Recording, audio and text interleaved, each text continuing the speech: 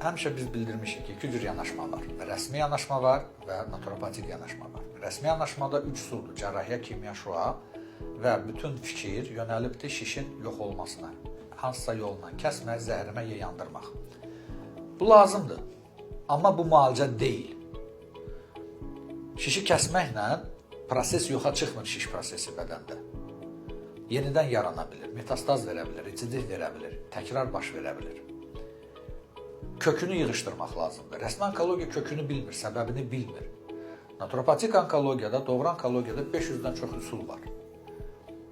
Biraz yaxşı, biraz pis, amma hamısını cəm şəklində 90% xəstələri müsbət nəticə əldə eləmək olur. Rəsmi onkologiya 2% xəstənin nəticə əldə eləyə bilir, naturopatik onkologiya 90%. Niyə görə bu effektli üsulları rəsmi protokollara salmırlar? Bunu artıq dəfələrlə başa salmışıq. Amma fakt, integrativ onkologiya mərkəzləri var dünyada və onlar çox gözəl nəticə əldə eləyə bilirlər. Müxtəlif üsullarla. Öksü otu, arabinoksilan, B17 və ASD və krealinlə. Krealin problemi nədədir? Bu profilirованный preparatdır. Yəni, bunun birbaşa şiş üçün deyil. Bu bit-birə dərmanıdır. Mal-qarada, qoyunlarda istifadə olunur, veterinariyada, baytarlıq praktikasında.